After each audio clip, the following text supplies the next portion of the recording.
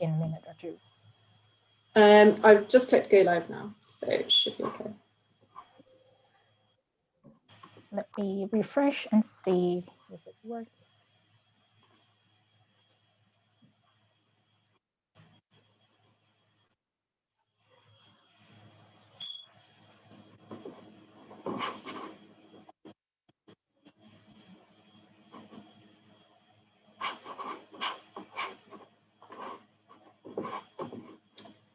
Okay, hi everyone. I think we should be live now on YouTube. Thanks very much for joining us for this lunchtime meetup hosted by the Environment and Behaviour Hub at the UCL Centre for Behaviour Change. I'm Dr. Jo Hale and I convene the hub, and I'd like to welcome you all, whether you're on the call today or watching the live stream. In case you haven't joined a meetup before, the live stream part runs for half an hour with a short guest talk and Q&A. And after we finish the live stream, there'll be a chance for hub members on the call to carry on the discussion informally and do a bit of networking. Unfortunately, we've had some reports that the link's not working very well that's sent out in our email to hub members. So if that's the case for you, please drop me a line at jo.hale@ucl.ac.uk and we'll try to get a fresh link to you so that you can join for the second half.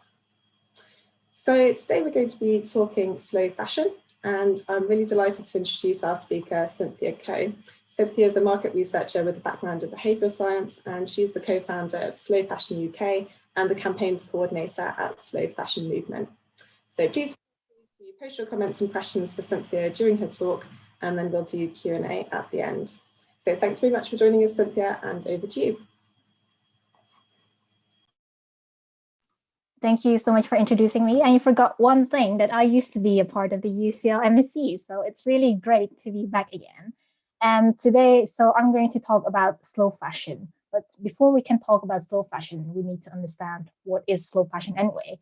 And for that, I'm going to explain fast fashion first, because fast fashion, in my opinion, is kind of a Western concept. It's rooted in the Industrial Revolution, where mass production and mass consumerism, started at low prices, regardless of the impact it has on the environment or its garment workers. And it's also really about these ever-changing trends, constant psychological needs for external validation, whereas slow fashion is about the complete opposite of all of that. It's about timeless design. It's about respecting your wardrobe in a way that also respects nature and garment workers. So for me personally, I always felt like slow fashion was this combination of mindfulness, of being conscious about your choices. But at the same time, because you're being so conscious as a consumer, you're also taking both environmental responsibility and social responsibility. But even with the most conscious attitude, we still end up with huge wardrobes. So when I did my MSc last year, and I wrote my thesis, I cataloged my whole wardrobe, minus underwear and pajamas. So in my whole closet, I found 166 items of clothing. And I was really shocked by that, because I thought, I'm a conscious consumer. How can I have so many clothes? Well, it happens because I've been around for 20 plus years and I've been accumulating clothes every year, even if I don't buy as much. And when I talked with the eco stylist about this, she said actually 166 is quite an average number.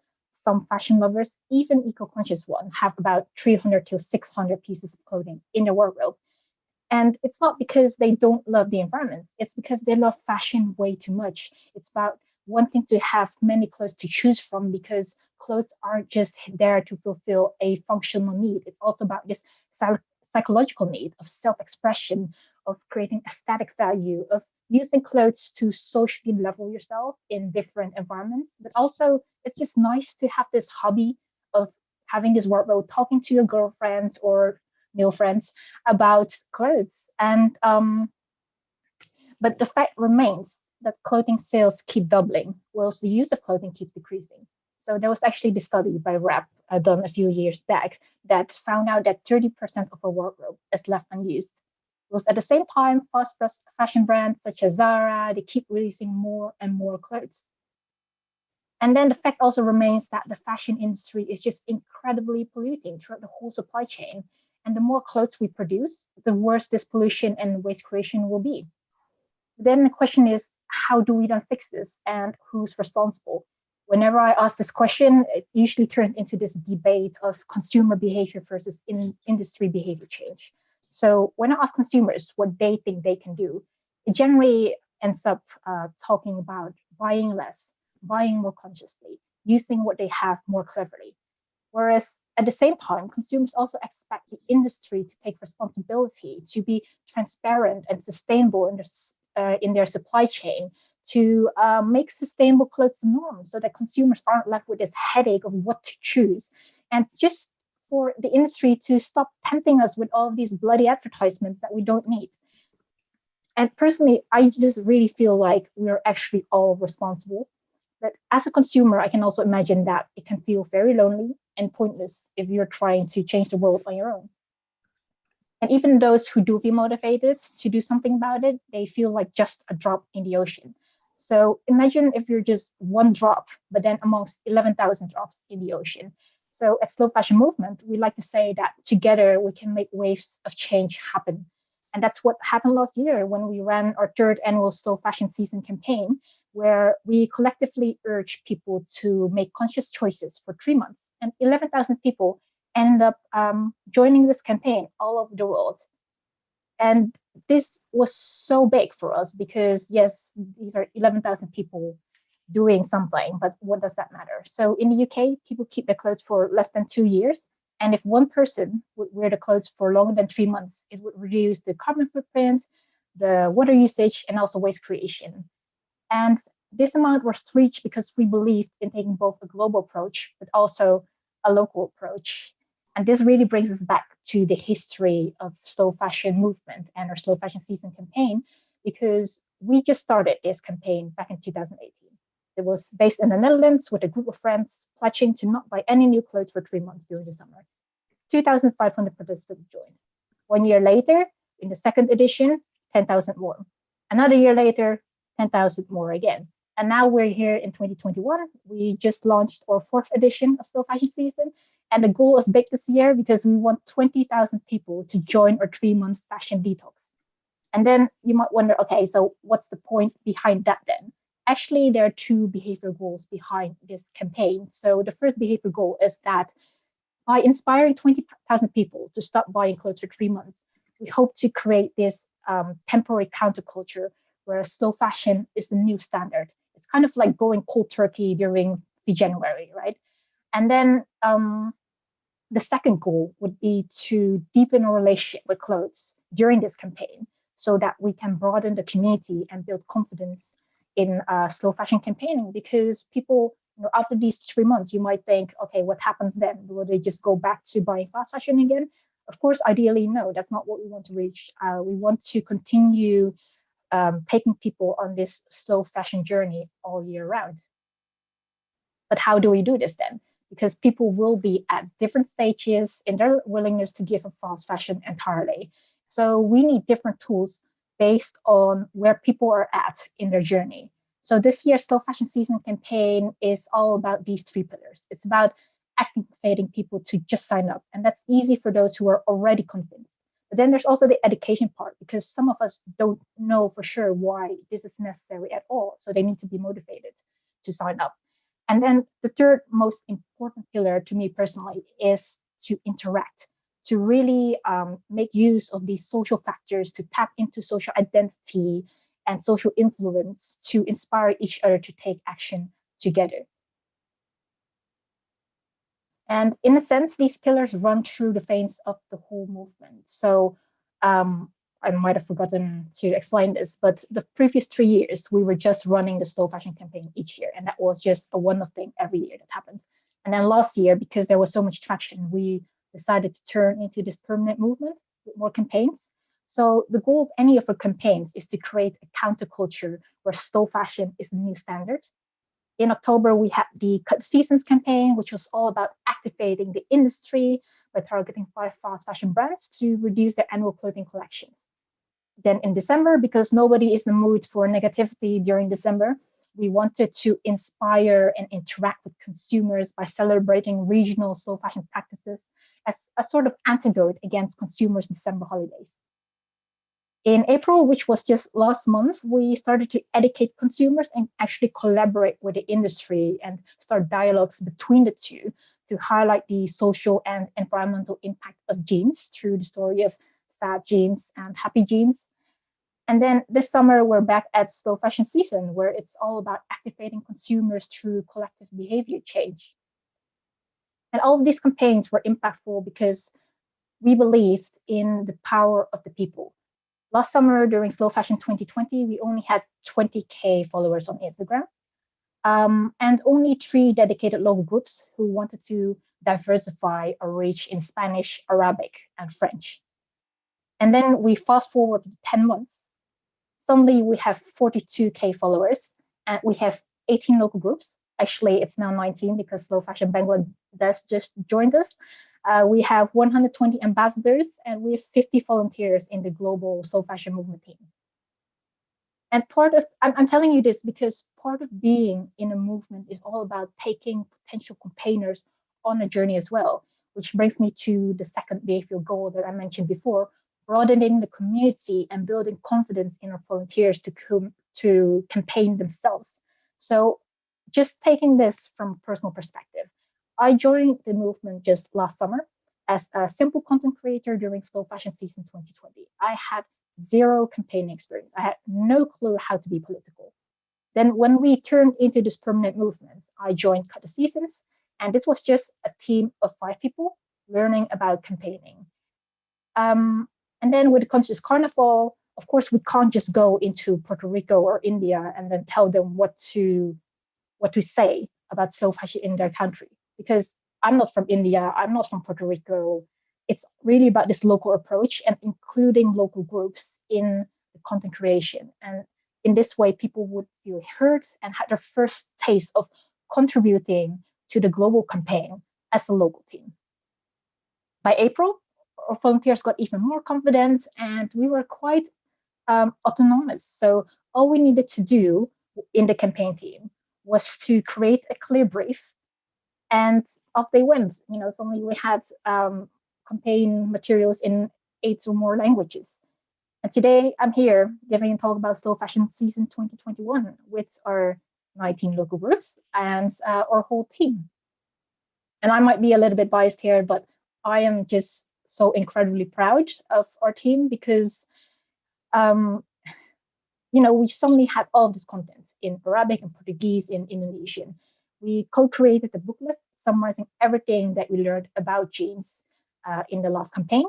And this for me felt like the first moment in the whole movement that we were actually being inclusive in the environmental space, because so many people get excluded from learning about sustainable behavior due to language and cultural barriers.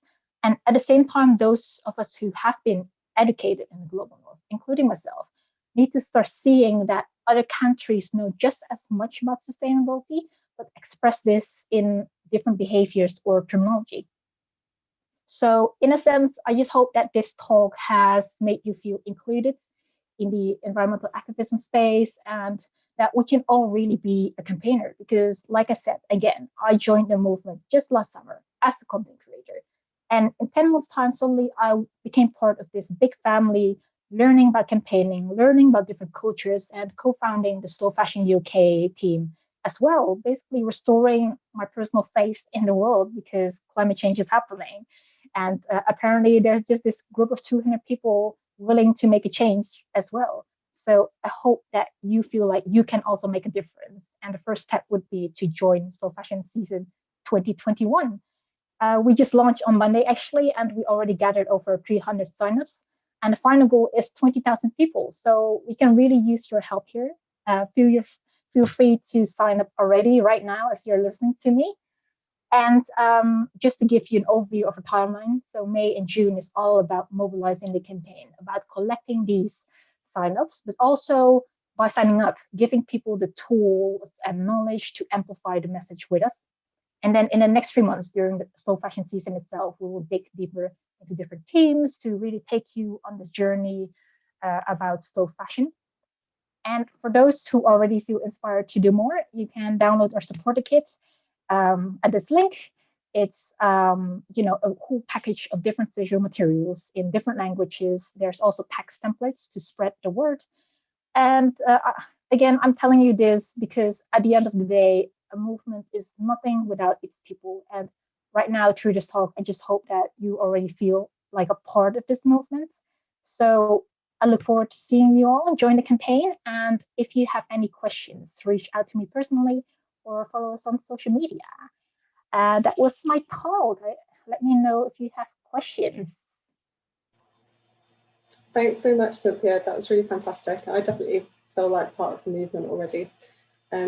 Just want to say to everyone who may be watching on the live stream, if you're a hub member, we think fixed our Zoom link and just emailed that back out to you. So if you would like to join us on the Zoom call, please do. But everyone, please feel free to post your questions and comments on Cynthia's talk and on these issues into the chat on YouTube and on the Zoom call, and we'll be taking those in the Q&A, which my colleague, co-convener, Aisha Lisa Allison, is going to be chairing for us. Thanks, Aisha. Hello. Yeah, Cynthia, absolutely fantastic talk. Lots of food for thought. And I think this is something that's increasingly on our minds, especially on mine, the area that I work in, and I consider myself, to be pro-environmental. I guess the question I really want to ask you, you kind of mentioned some of the barriers to adopting this sort of fashion. It serves, the clothes that we wear, they serve really important esteem needs. There are social pressures at play. So you kind of touched upon the barriers, but I guess, so my question to you, kind of on a more individual level, is what advice would you give to people who kind of feel like this is the right thing to do and want to do it, but just are struggling to make that leap? Because I'm just speaking from a personal level, it is quite intimidating. It's a big thing, precisely because clothes, the brands, logos, I'm reading Naomi Klein's no logo at the moment, so it's sort of very on topic, they just mean something. So explore. I mean, the first thing that I would always tell anyone who's interested in sustainability, whether it's becoming vegetarian or becoming a slow fashion lover, is that you have to accept and embrace imperfection. It's so much more impactful to have 11,000 people or 20,000 people this year do slow fashion imperfectly than to have one person do slow fashion perfectly. And so if you are aware of your own barriers, really try to identify those. Ask yourself, why is it that you need new clothes? And can this need be fulfilled through another behavior? So I already showed this little triangle, which is called the hierarchy of needs. So I guess the worst thing from a sustainability perspective would be to be at the top of the pyramid and buy new clothes all the time. But actually using what you already have, that would be the best thing, right? But there's also so many steps in between. You can start borrowing clothes because maybe you have, I steal my clothes from my sister and my mother all the time. I have friends here in London who I'm pretty sure would be happy to lend their clothes to me if we have the same size. You can also swap, especially in London. There are so many swap shops. I joined one just 2 years ago, which was really interesting. You just went in with a bag of clothes and then you got some tokens and then you could pick out, the same amount of clothes. So it's about having the same amount of clothes in your wardrobe, but then by exchanging it with something that you already had. So that's already such a conscious behavior. But if you really feel like you don't want to exchange anything, you don't want to borrow anything, why not consider secondhand? Why not consider thrifting through apps such as Vinted or Depop?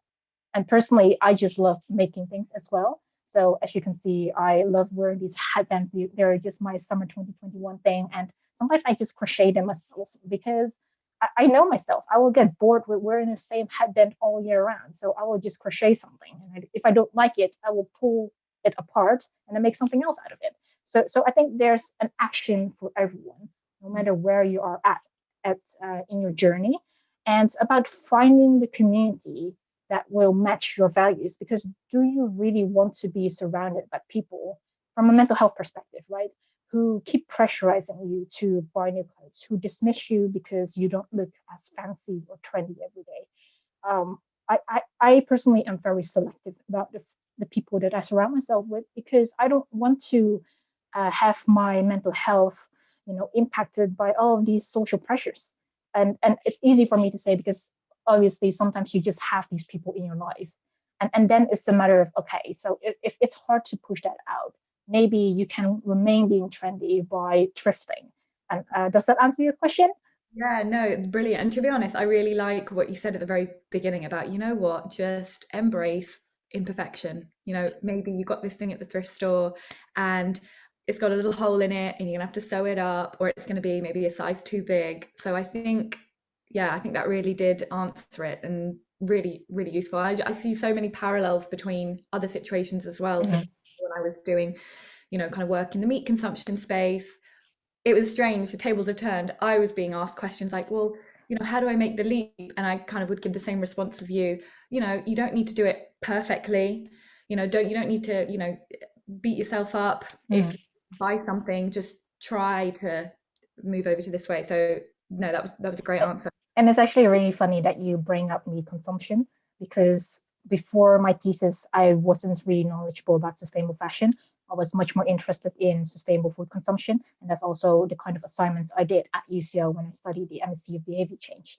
And what I found, that there are indeed a lot of parallels. So when I did this research about what is it called, sustainable protein consumption, uh, you could really see that the impact of social influence is so big. Usually, you just need one friend in a group of five, maybe, that is motivated to be vegetarian, to be vegan, or to eat insects, which I've also done, by the way. And then one person in a group will be feeling a little bit compelled or interested, curious to try it out. And I feel the same about me. Being surrounded by so many vegetarians or vegan people. My household is pretty much pescatarian, and one person is vegan, and it helps me to not have this desire of eating meat. So I've been pescatarian for 2 or 3 months now, and it helps so much to not smell fried chicken in the house. Like, it just helps to not eat fried chicken when I can't smell it. Yeah. Okay, sorry, we've digressed a little bit. I kind of just wanted to we've got some interesting questions coming in, two kind of related. So first of all, we've got a question from Ariana, and this is something I personally want to know as well. I think we lack knowledge of what's out there. So I would really like to know about the swap shop that you mentioned. Would you be able to share some locations where it's possible to do these sorts of things, or, renting clothing? Because I think it's just not that widely available, or maybe it is and we're just not aware of it because it's kind of not in our repertoire. So if you could share that, that would be amazing. And also, a really interesting question from, I think, Anne. Yeah, I hope I've got that right. But and this is a really interesting thought, actually, with lockdowns ending and the prospect of a summer in front of us in the UK. Might people be wanting to sort of reinvent themselves? And so do you think that might be a challenge and a barrier to not buying new clothes in the summer? Because we didn't really get a summer last year. Do you think people are going to want to just consume essentially? Right. Okay, those are really interesting questions. To answer your first question about where to find these things, obviously, as a global team, you will never know what's exactly in Bangladesh or exactly in Puerto Rico, right? So, and that's why we have this idea of creating these local groups, because it's all about crowdsourcing. It's all about learning together. So whether you're in the UK or somewhere else, join your local group, and see on their social media channels. Usually they will share these kind of resources, but I'm also happy to email you guys afterwards so that you can disseminate it across your network, just to give you a little list of what's out here in the UK.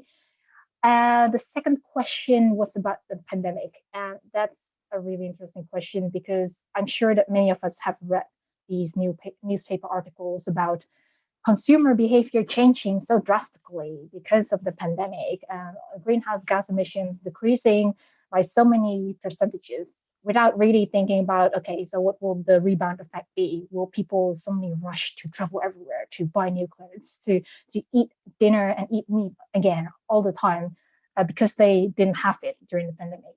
And what I foresee happening is that, yes, people will feel this urge, but at the same time, I do believe in this trained new habit of being more conscious, because actually you guys have been here for 6 till 12 months in lockdown, and are we really that miserable? I mean, yes, it was hard, but did we really need anything new? Or were we perfectly happy wearing the same jogging pants every day whilst working from home, right? And so it's really about questioning why you wanted something in the first place. And if you decide that after lockdown, you really do need this new coat because you haven't been outside for forever, you haven't had to wear a coat, and you really need a coat now, well, of course, you should just buy it. It's all about questioning yourself over and over again, talking with your friends to really help, make them help you sense check in a way. Was Yeah. that, yeah, I think that is what I would say about it. No, thank you so much. That's super interesting. And kind of related to that point, I suppose we've got a question from Nurjan about, where do you see this sort of new trend of consumer behavior? I guess maybe you mean in this present context, sort of in 5 years' time. Just wondering your opinion. So yeah, do you think this trend is gonna? Because it seems like a kind of relatively new thing.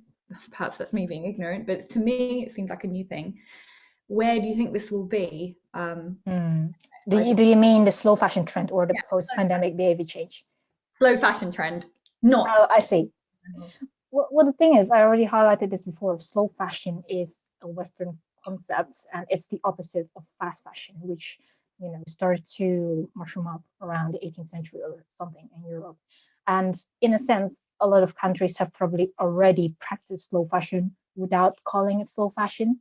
And this is something that I just learned recently when I was talking to people in the movement from India, for example. They were talking to me about the sari, which is something that is inherently slow fashion, because a sari is basically just a long, long cloth that you can wrap around your body. And no matter whether you grow bigger again or smaller, you can still wear it over the years. And it's so common for some of these Indian people to pass on their heirlooms to their moms. I mean, recently we just celebrated a Mother's Day, right? And there was this really interesting action from the India team showing I got it from my mama.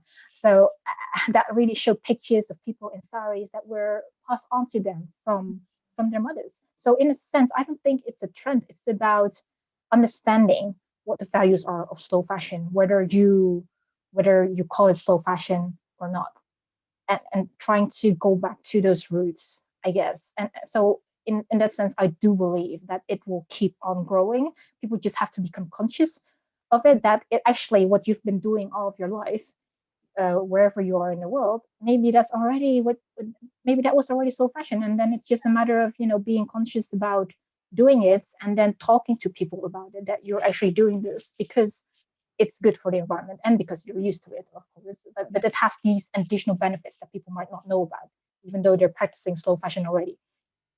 That's a brilliant answer, Cynthia. So articulate, so eloquent. And you're totally right, because when I think back, it's about going back to basics, or like connecting, I don't know, with our roots and what our grandparents did. My grandmother was a tailor, and I'm just thinking, like my mom, my aunts, my uncles, my grandparents, they had the cobbler. My great grandfather, our family name comes from him because Ustol, because he was a cobbler. Mm-hmm. So, you need a pair of shoes, and then they lasted you a long time. So Yeah.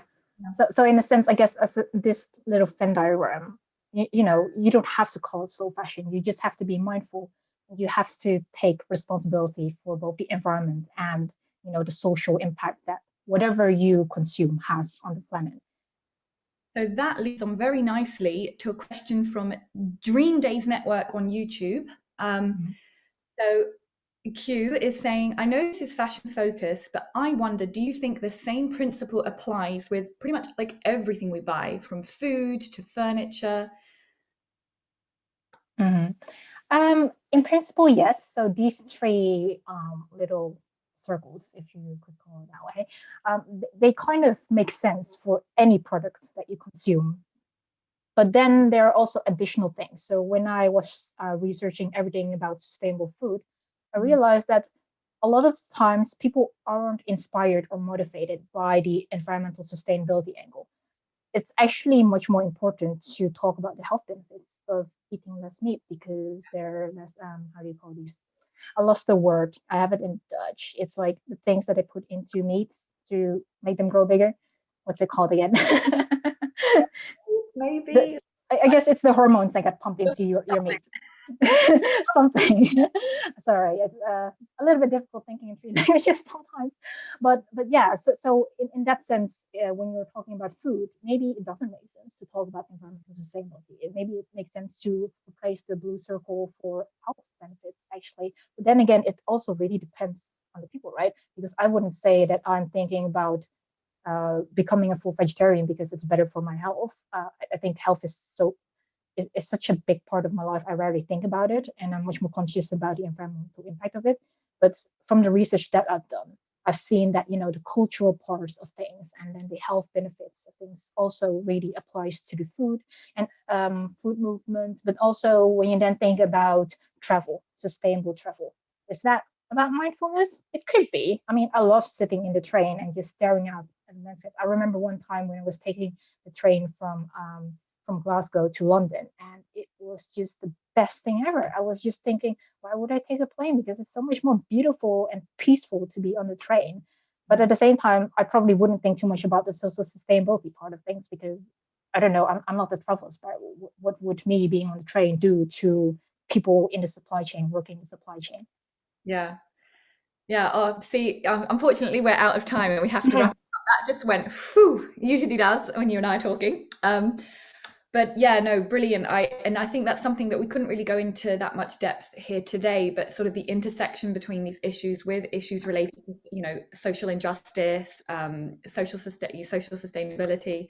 But that, you could have a whole separate talk on that, really. So thank you so much. That was, I think you've given everyone a lot of food for thought, for me certainly. Pun intended. Exactly. So yeah, thank you so much for a really, really interesting talk. It's recorded, so anybody who wasn't here, do watch it. Yeah, and thank you so much for inviting me. And really, I'm happy to talk with anyone. There's so much I could talk about, just about decolonizing the environmental space, for example. There's so much in the sustainability movement at that intersection of things. So definitely feel free to reach out. Brilliant. Thank you so much. Great. Thanks so much, Aisha, and thanks so much, Cynthia, for your great talk and all your questions. It was fantastic. We're going to be wrapping up the live stream now, but if you would like to come over and join us on Zoom, then if you're a Hub member, you should have the link fresh